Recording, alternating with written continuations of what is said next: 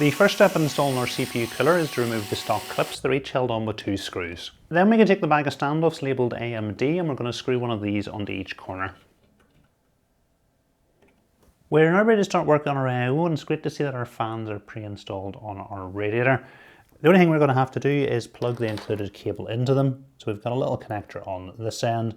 Just simply line it up and push into place. In terms of our pump, all we're going to have to do is take our AMD bracket and slide it into place.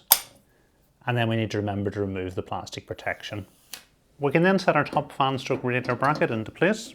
So it does look like it's going to be quite difficult to get all the screw holes lined up with the bracket.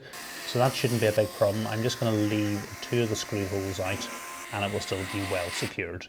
So I'm going to take the cables coming from our fans and pass them through this cutout to the back. So this grey connector at the top of the motherboard is our CPU fan header. So I'm going to bring the PWM cable back through and we'll get it plugged into here. We've also got an ARGB header here at the top, so we'll bring the ARGB cable through and we'll get it plugged in. So now we've got the cables plugged in, we can install the radiator bracket at the top.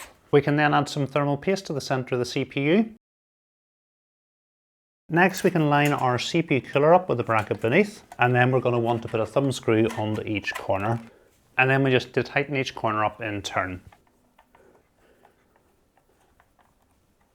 And then I'm just going to pass the cables coming from the pump through to the back. So our system information is going to be displayed here and we want to check it's the right way up. So we can remove the mirror cover, it simply pulls off.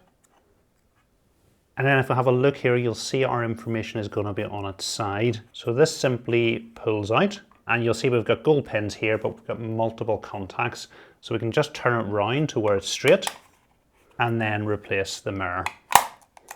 And we'll remove the plastic protection. We've got 2 USB 2.0 headers at the bottom of the motherboard, so I'm going to bring the USB cable coming from our pump back through and we'll get it plugged in.